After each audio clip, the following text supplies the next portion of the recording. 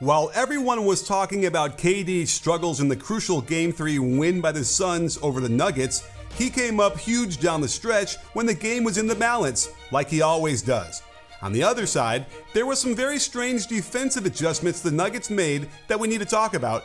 But above all else, we got some scintillating shot making from the hottest guy in the playoffs, Devin Booker.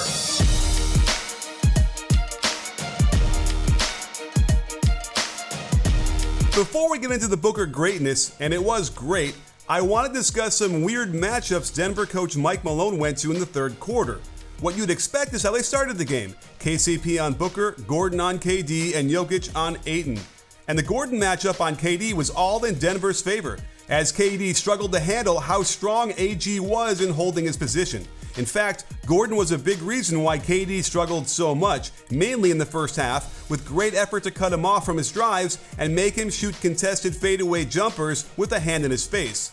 Now, because Okogie was guarding Murray and Payne was on KCP, it made it difficult at times for KCP to get back across the court to pick up Booker, meaning Murray had no choice but to guard him. And let's just say this is not an ideal matchup for the Nuggets, and they'd want to avoid it as much as possible. But the curious thing to me was after halftime, the Nuggets decided to put Gordon on Ayton, KCP on KD, and Murray on Booker, who promptly gets out of position on this gamble for a steal, and Ayton makes them pay.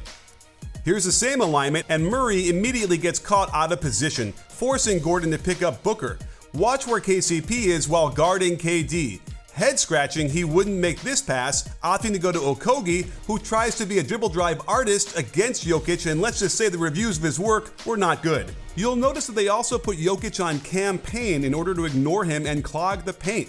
Why is Murray so late picking up the hottest guy ever in the playoffs? This instantly allows middle penetration, and the Nuggets intentionally give up this wide open corner three, but they're playing with fire. Murray seemed particularly out of it last night, and there seemed to be some general confusion about picking up their men. You can see Jokic thought he was guarding Landale initially, then has to hustle over to guard KD.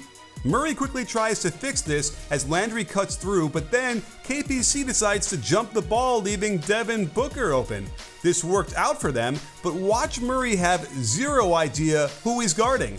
Meanwhile, KD is getting the inbounds pass back to him so he can dribble into a wide open three-pointer. The Suns escaped, but you simply cannot have these types of letdowns. Let's do it again with some horns action, and the idea is to let Jokic roam off of Payne and protect the paint. Murray is forced to switch onto Ayton and ends up being the last line of defense as KD hits his man with a beautiful ball drop split hezzy, while Ayton helps keep Jokic from helping and Murray can only jump helplessly.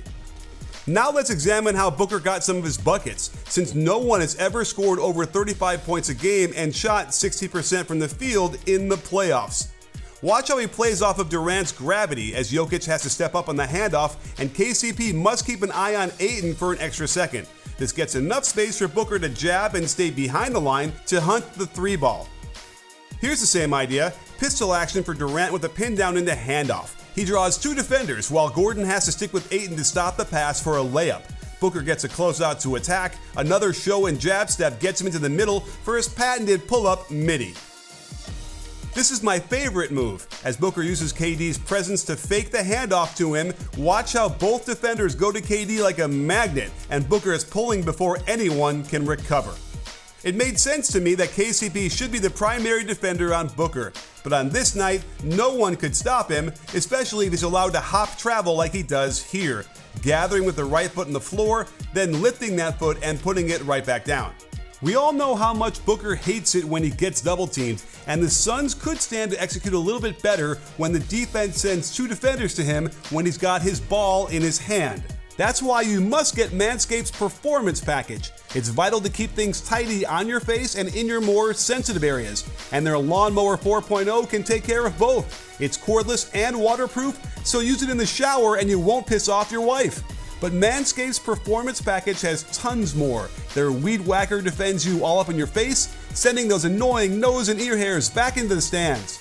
and the Crop Reviver has cool aloe vera to keep your balls dishing and swishing. Watch what happens when Booker doesn't keep his ball under control when two guys chase him in the pick and roll. Don't do that. Instead, use my code BBALL to save 20% off your order. But I'll also call Manscaped and tell them to give you 2 free gifts for a limited time: the Shed Travel Bag and Anti-Chafing Boxer Briefs. I wear these all the time, and I wouldn't trust anyone else next to my performance package. So click on the link below, use my code BBALL, and your balls will have a lot more attention on them than guys like Cameron Payne and Josh Okogie got from the Nuggets defense as they ignored them to go double Booker. Here's another example of Gordon absorbing contact from KD and then contesting the shot into a miss. Even though Murray looks confused about it, he jumps the post, they rotate well, and get Cam Payne making moves, leading to the nice strip and turnover. KCP ignores Payne, waits patiently at the elbow until Booker puts the ball on the ground. Booker makes sure Murray's jersey is elastic enough. Murray checks to make sure he's still number 27.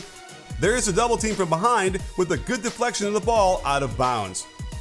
Here it is again in the third quarter, doubling off of Payne to force it out of Booker's hands. Jokic has to prevent the shot in the corner, and the Nuggets are ecstatic with Landry trying to lay it in and Gordon there to send it away.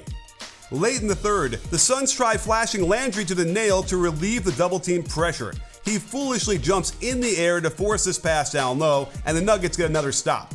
But the Suns hit the Nuggets with a 9-0 run to start the fourth quarter when they kept Booker and KD in while Jokic needed 90 seconds of rest, and this effectively ended the game early. Worried about the double teams, Booker uses a quick attack off an Iverson cut to an empty side to get into the paint. Great defense with verticality by Bruce Brown, greater shot to make this on the way down soft off the glass. They put Booker at the top in horns with a double ball screen to force Jeff Green to switch onto him. Good job until he lets him into the middle, but great contest of this shot, yet Booker has too many ways to put the ball in the hoop. If you're wondering if this is a travel, well, he ends the dribble with his right foot down, meaning it's his left foot that is the pivot. When he moves the right foot, that is legal and gets him that extra few inches he needed to release the shot. They rushed Jokic back in the game to staunch the bleeding. He promptly throws this beauty of a kick out. Gordon's release is on the way down and ugly as his right arm flings across his body. Why Porter Jr. decides to shoot this one off of one foot, I have no idea. And when Jokic can't tip it or corral it one more time, they're off to the races. Murray needs to go to Landale first, then has no hope of getting in front of KD before he makes the lead 11. We show the doubling of Booker and how effective it was, but then we saw them try to double Durant off of Booker? This had to be a freelance from Murray since KCP is late realizing it, giving Booker a long closeout that he immediately attacks for what is basically a layup for him. They did this again late in the game, and it makes no sense to double off of Booker. He's too good attacking off the catch and finding the seams to hit easy shots. There was talk about Ayton being quote-unquote benched by Monty Williams, but it was really just one stint in the fourth that was cut short, primarily because he missed this inside shot, which could easily have been called a foul, but then after grabbing the rebound on the other end, he turns his head and never sees Brown, who not only steals the ball but then hits Jokic for the score. Williams immediately walks to the bench and tells Landale to sub in for him. I liked Ayton's energy up to this point. He was active and trying to make plays, but he did struggle to finish a little, so I can see why Williams went in a different direction. Are the Nuggets concerned that they got this kind of production from their big three and still lost? It looked like they had game control at the end of the third and might squeeze the life out of the Suns as TJ Warren decides to triple team the ball foolishly while Jokic has no pressure on him to throw this nice dime to Brown. But Booker put an end to that with an emphatic pull-up three as KCP can only put a hand up and watch it drop straight through the hoop. Here was the moment the Nuggets had their last chance to break through, with Jokic playing a one-man zone and ignoring TJ Warren in the corner. It allowed the Nuggets to show double teams on both KD and Booker. The clock wound down close to 0, and it looked like it worked, right until Warren ducked by the closeout and somehow hit this hanging off-balance floater. I really think Jokic needed to shoot this wide-open three off the pick and pop. Even still, it led to a wide-open three from Murray, but he just wasn't completely focused all night, which is kind of ridiculous to say about a guy who dropped 32 points.